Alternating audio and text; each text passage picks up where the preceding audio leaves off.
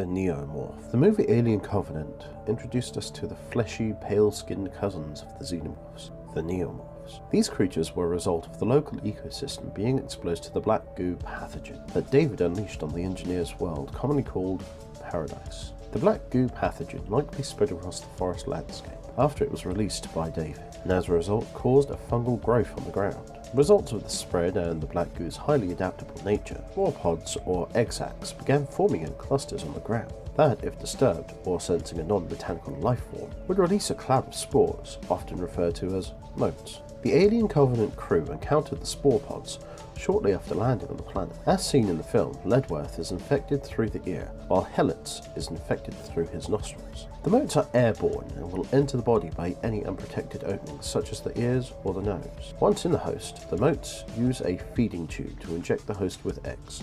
The host begins to show signs of deteriorating health within a few hours of the initial infection. When the gestation is complete, the host appears to have a massive seizure, culminating in the birth of a blood burster.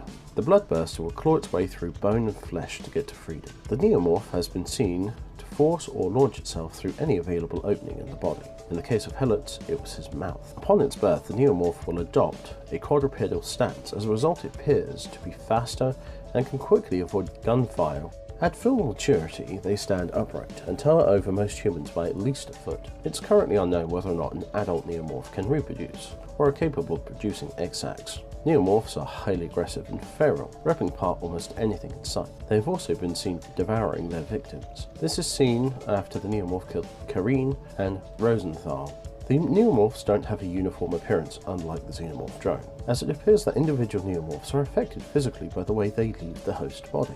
The neomorph, which backburst from Ledworth, has a number of bony spines on its upper back. These helped it by puncturing his skin, while the neomorph that came out of Helitz did not have the spikes, as it left his body through his mouth. The neomorph is fast, strong, and has a tail tipped with an incredibly sharp set of spikes, which are seen to cut through flesh in an instant. The neomorph also has a mouth full of razor-sharp fangs, which it uses to rip apart its victims. When opened, its jaw can unhinge itself in a similar fashion to that of the goblin shark. It was this feature that influenced the neomorph and deacon designs from Prometheus. One prominent difference between the xenomorph and the neomorph is the latter's lack of biomechanical features. As they appear to be more fleshy, they do, however, share acidic acid blood, although the neomorph's acidic blood appears to be less potent and far weaker than that of the xenomorph. Neomorphs are one of many hybrid organisms that were created as a side effect of David's bombing of the engineers on Paradise. Conceptually speaking, the neomorphs share many similarities to that of the beluga xenomorph, which was created in early drafts of Prometheus. The neomorphs are certainly memorable, and I found these aliens to have left an impact on me.